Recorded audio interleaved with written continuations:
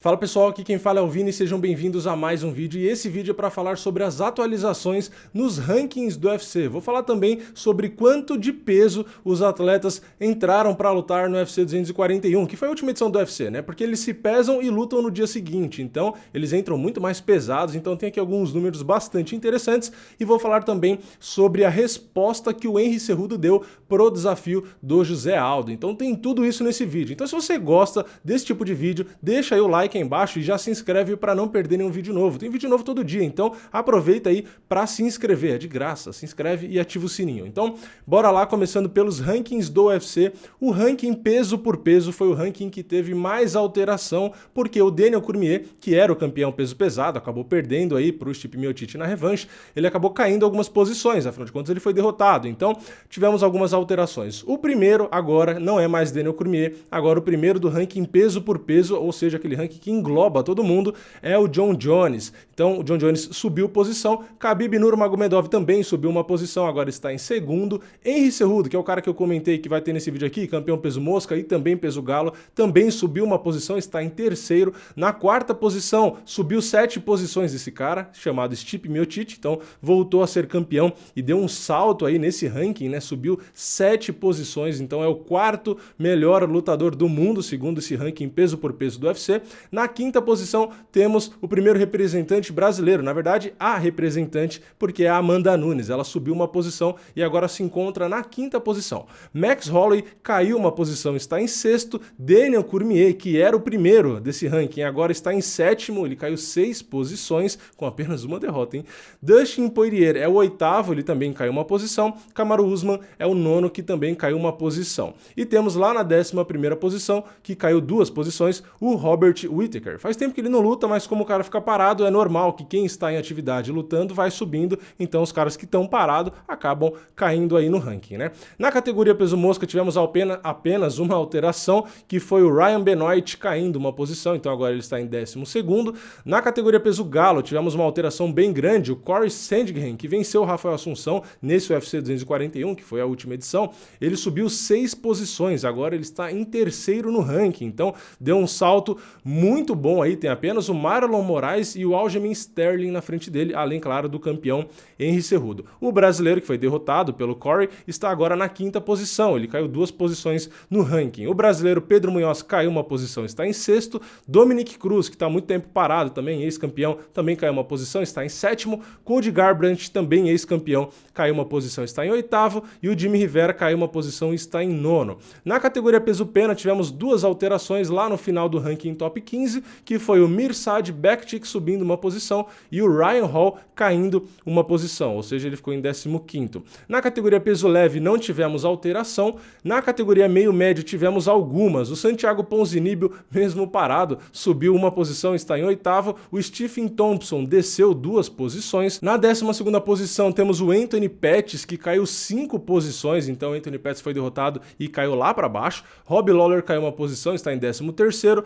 Eliseu Zaleski dos Santos, o brasileiro, Eliseu Capoeira, caiu uma posição, está em 14º, e o brasileiro, a brasileira americana, enfim, né? Vicente Luque está na 15ª posição do ranking, caiu uma posição.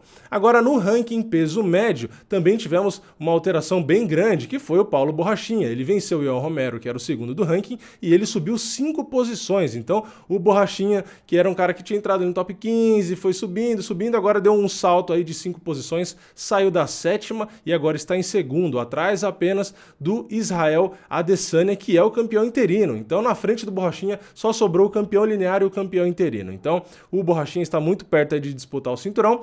O Ian Romero, com essa derrota, caiu apenas uma posição, então está em terceiro ainda. Kelvin Gastelum caiu uma posição, está em quarto. Jack Hermansson caiu uma posição, está em quinto. Ronaldo Souza, brasileiro, caiu uma posição, está em sexto. E o Chris Weidman, ex-campeão peso médio, caiu uma posição e está em sétimo, mas lembrando que ele subiu para o meio pesado. No ranking meio pesado não tivemos alteração. No peso pesado, apenas uma alteração, que foi o Daniel Cormier. Ele era o campeão, então o campeão não conta dentro do top 15, né? Ele é acima do top 1, né? Mas ele perdeu, então ele caiu uma posição, ou seja, não é mais campeão e agora é o primeiro do ranking peso pesado. Então o Cormier não ficou nem em segundo, não ficou nem atrás do Ngannou, ele ficou ali na primeira posição.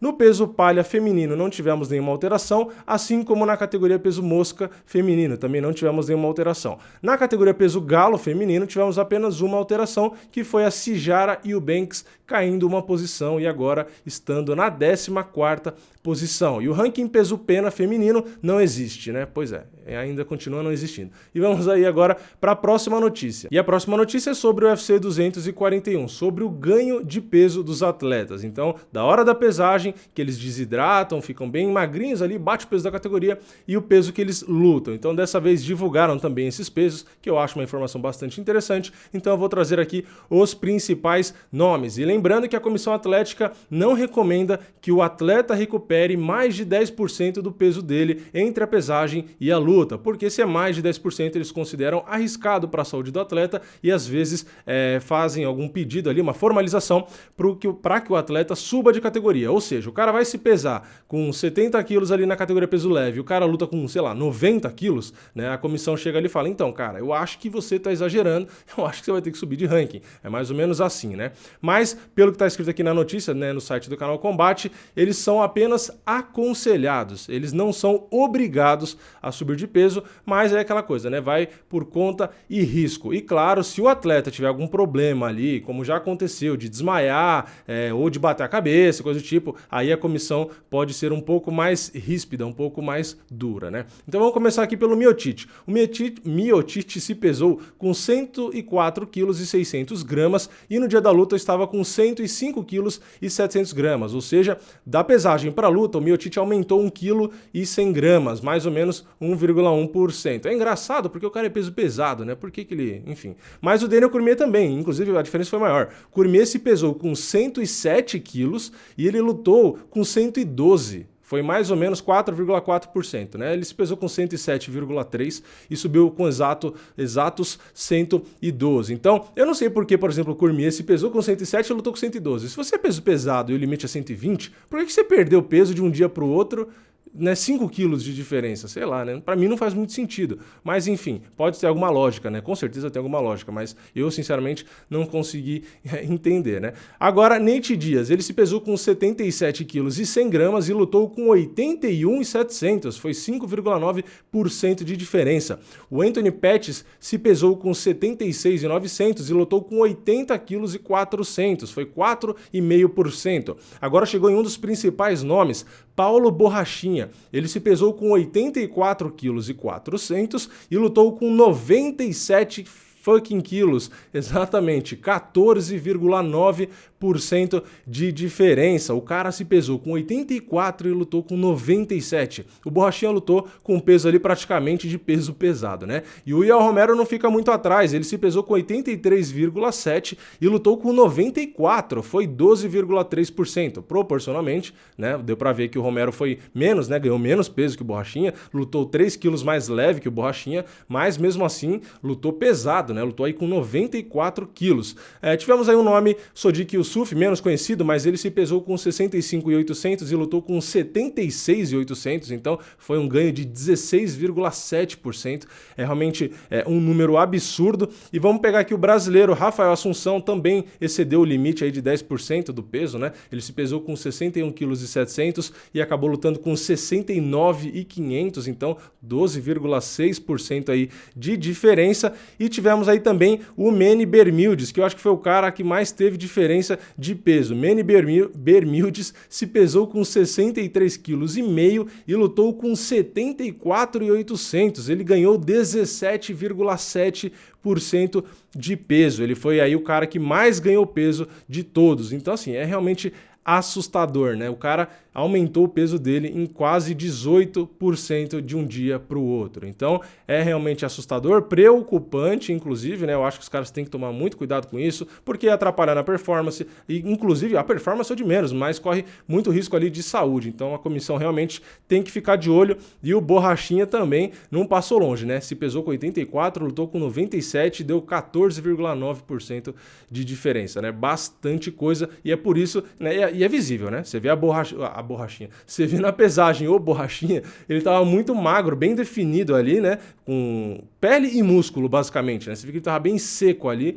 E no dia da luta você já vê que ele tá muito maior, né? Muito mais inchado, entre aspas, né? Então é normal que o cara tenha aquela pegada, né? Aquele soco tão potente, porque o cara tava com 97 quilos ali. 97 quilos, detalhe, com um índice de gordura baixíssimo. E também é por conta disso que o cara acaba cansando mais rápido. 97 quilos, praticamente de só músculo. Não tem como o cara aguentar lutar ali naquele ritmo frenético ainda por cima. Então é normal que ele e o Romero tenham se cansado, já que os dois lutaram ali com mais de 90 quilos, né? E agora sim, vamos para a última notícia, que é sobre o Henry Cejudo e o José Aldo. O José Aldo pediu uma luta aí com o Henry Cejudo, né? Falou que queria enfrentar o atual campeão peso mosca e peso galo, mas na categoria peso galo, né? Então o José Aldo descendo da categoria peso pena dele para a categoria peso galo, e o Henry Cejudo deu uma entrevista aí para a Evelyn Rodrigues do canal Combate, e ele aceitou aí o desafio, falou que aceita, que ele quer realmente lutar com as lendas, fez a brincadeira dele agora, né, que o Henry Cejudo tá virando um cara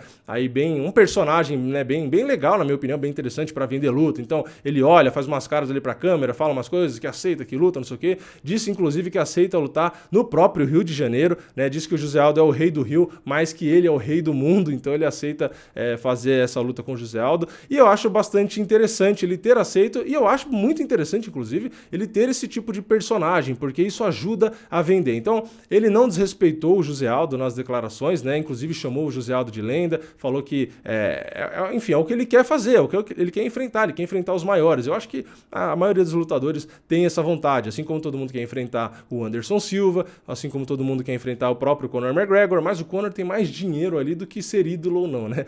Mas os caras querem enfrentar quem tem grandes nomes e etc. Então, ele disse aí que aceita lutar com o José Aldo, mesmo que seja no Rio, e aí depois ele até falou, José Aldo, você é o próximo, não sei o quê, enfim, falou toda a brincadeira dele ali, ainda meteu um U vai morrer no final, em alusão aí ao canto de guerra, sei lá se é assim que pode chamar, quando a torcida brasileira assiste ali presencialmente os lutadores, né, as lutas do UFC, e fica gritando lá, U vai morrer. E por fim, só pra fechar, ele disse que precisa defender os dois cinturões, tanto o peso galo quanto o peso pena, né, que ele disse que é dono aí desses dois reinos, só que ele tá de férias e se recuperando de uma lesão no ombro. Então ele disse que se sente pronto, não sabe qual cinturão ali vai defender primeiro, mas que ele quer voltar aí em fevereiro ou março. Então quem sabe o UFC não fecha a luta do Henry Cejudo com o José Aldo para fevereiro ou março ali de 2020. Enfim, vamos ficar de olho, uma luta muito interessante, espero que o Henry Cejudo aceite, e é uma grande oportunidade para o José Aldo voltar a ser campeão, né, e dessa vez na categoria de baixo. Então ele também entraria para o hall dos campeões que foram campeões em duas categorias, não simultaneamente, mas ele vai ter essa oportunidade. Então eu acho uma luta muito interessante e muito dura para os dois lados. Mas enfim, essas foram todas as notícias. Deixa aí nos comentários o que vocês acham de cada uma delas, pode ser do ranking, pode ser dos pesos diferentes, pode ser do Henry Cejudo e do José Aldo, enfim, fica à vontade, comenta aí embaixo, deixa o seu like, se inscreve, ativa o sininho, e eu vejo vocês na próxima. É nóis, valeu, falou!